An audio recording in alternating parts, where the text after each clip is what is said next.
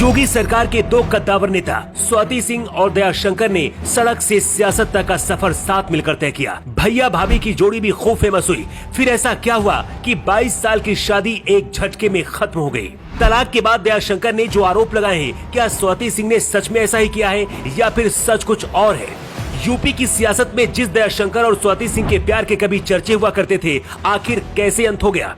सबसे पहले आपको बीजेपी के इन दोनों बड़े नेता की प्यार और शादी की कहानी बताते हैं। इसके बाद आपको बताएंगे कि आखिर वो कौन सी वजह है जिसकी वजह से योगी की मंत्री रही स्वाति सिंह को दयाशंकर सिंह से तलाक लेना पड़ा। योगी सरकार के मंत्री दयाशंकर सिंह और स्वाति सिंह दोनों ही बलिया के रहने वाले। लखनऊ विश्वविद्यालय में पढ़ाई के दौरान ही दयाशंकर छात्र राजनीति में घुस गए थे और इसके साथ ही अखिल भारतीय विद्यार्थी परिषद यानी कि ABVP से भी जुड़ गए। यहीं से एक प्रेम कहानी ने जन्म लिया। इस दौरान स्वाति सिंह इलाहाबाद में MBA की पढ़ाई कर रही थी और वो भी अखिल भारतीय विद्यार्थी परिषद से जुड़ गई।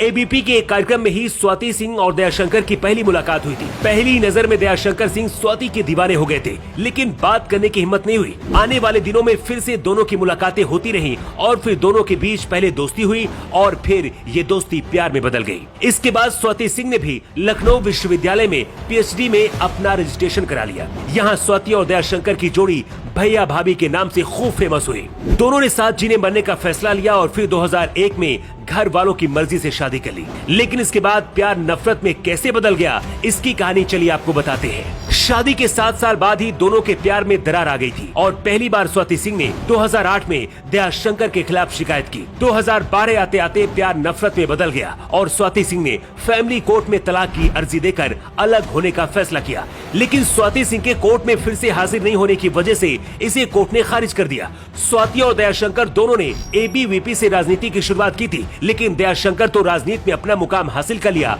और स्वाति सिंह सिर्फ हाउसवाइफ बनकर रह गई थी। स्वाति सिंह के कुछ कथित तौर पर वीडियो भी वायरल हुए थे, जिनमें उन्होंने कहा था कि उनकी शादी गलत आदमी से हो गई है।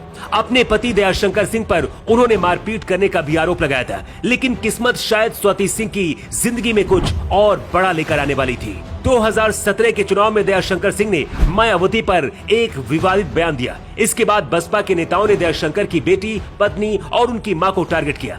तब दयाशंकर सिंह तो पीछे हट गए, लेकिन इसके बाद स्वाति सिंह की भयंकर एंट्री हुई और सीधा मायावती को चैलेंज करके खबरों की हेडलाइन बन गई। स्वाति सिंह ने अपने परिवार का बचाव किया और मायावती के खिलाफ मोर्चा खोलकर बीजेपी की नजरों में आ गई। बीजेपी ने इसका फायदा उठाया और दयाशंकर सिंह की जगह स्वाति सिंह को लखनऊ की सरोजनी नगर सीट से चुनाव लड़वाकर विधायक बना दिया। इसके बाद स्वाति सिंह को योगी सरकार में मंत्री भी बनाया गया। स्वाति सिंह का कद बहुत तेजी से दयाशंकर से भी ज्यादा बढ़ गया था। कहते हैं इसके बाद दोनों के बीच में और भी ज्यादा दरार पैदा हो गई। 2022 के चुनाव में दयाशंकर सिंह और स्वाति दोनों ही चुनाव लड़ना चाहते थे, लेकिन बीजेपी ने स्वाति सिंह का टिकट काट लिया और दयाशंकर को बलिया से विधायक बनाया और इसके बाद फिर मंत्री बना दिया।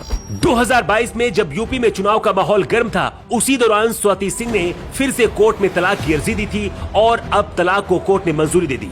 तलाक होने के बाद दयाशंकर ने कहा है कि फैसला स्वाति सिंह का है और राजनीतिक महत्वाकांक्षा ने हमारे रिश्ते को खराब कर दिया। कॉलेज से शुरू हुई स्वाति और दयाशंकर सिंह की प्रेम कहानी का अंत इस तरह से होगा, शायद किसी ने नहीं सोचा था।